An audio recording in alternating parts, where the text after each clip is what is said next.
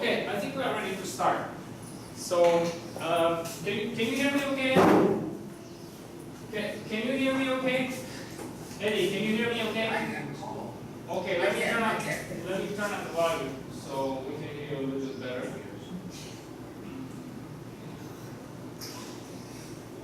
Hello.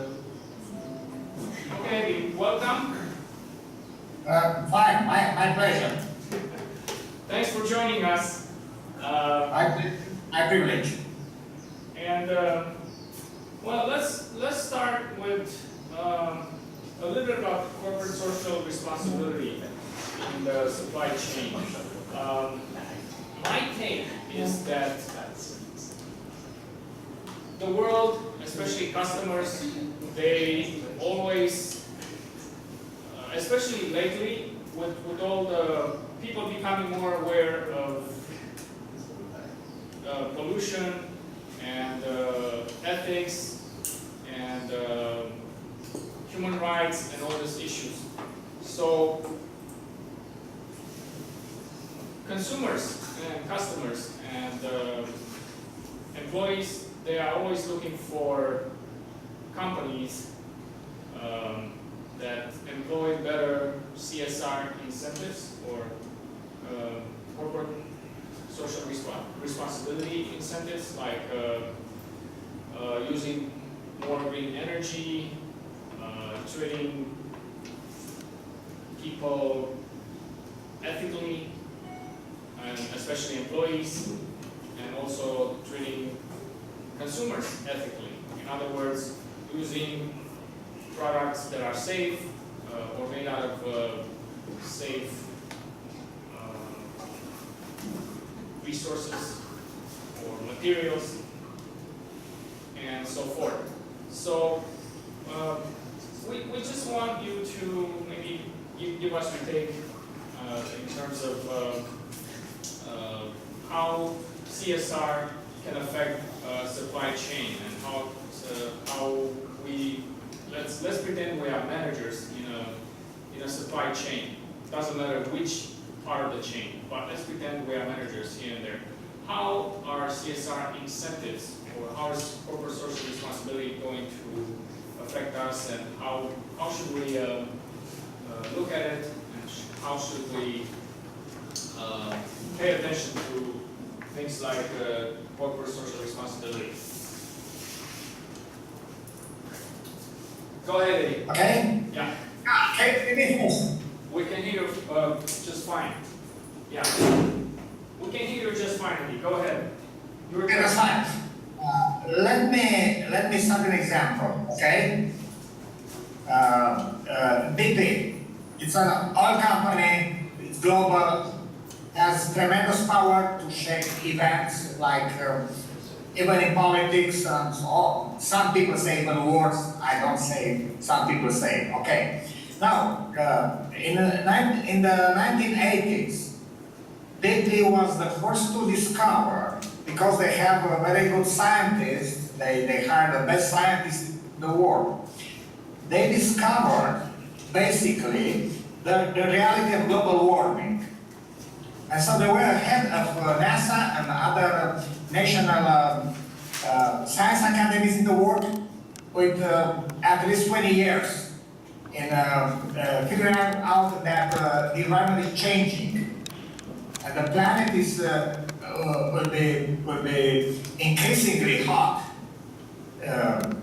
even reaching catastrophic values. Now, in order to protect their assets, BP started a program, disinformation, and they created think tanks that had the task of spreading lies, disinforming people about global warming.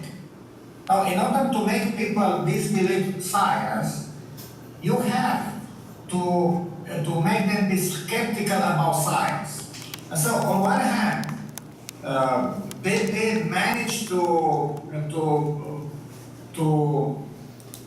get back, to hold back the work in fighting global warming for, probably for 1 decade, okay?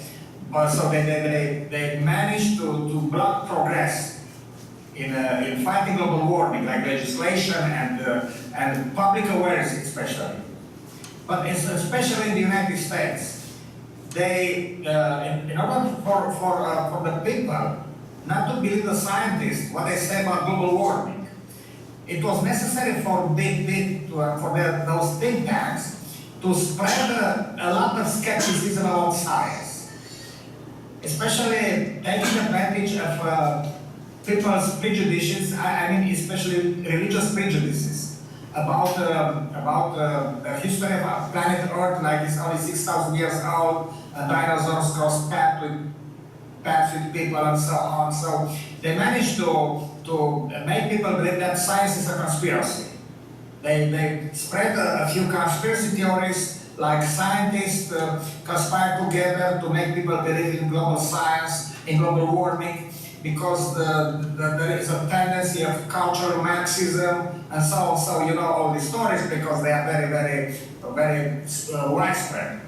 Now, in this context, not only it was a kind of holding back fight against global warming for the protection of the environment, but also because this skepticism about science, it has some other side effects. For instance, the anti-vax movement spreading this environment of skepticism about science. And so you have people refusing to be vaccinated against different viruses and bacteria, and then you have a lot of dead people.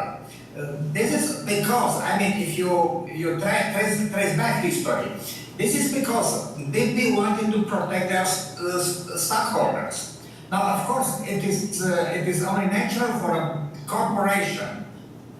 And so they thought the best way to protect our assets as an oil corporation is to fight the concept of global warming. And the best strategy to fight global warming is to spread some skepticism about science. They didn't think at the anti-vax movement or some other issues.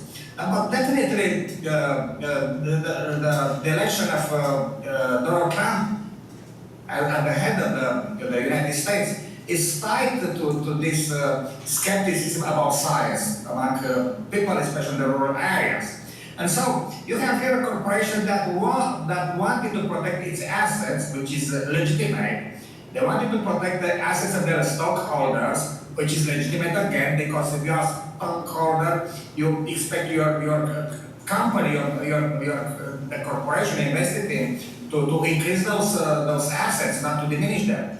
But on the other hand, let's look at the other side.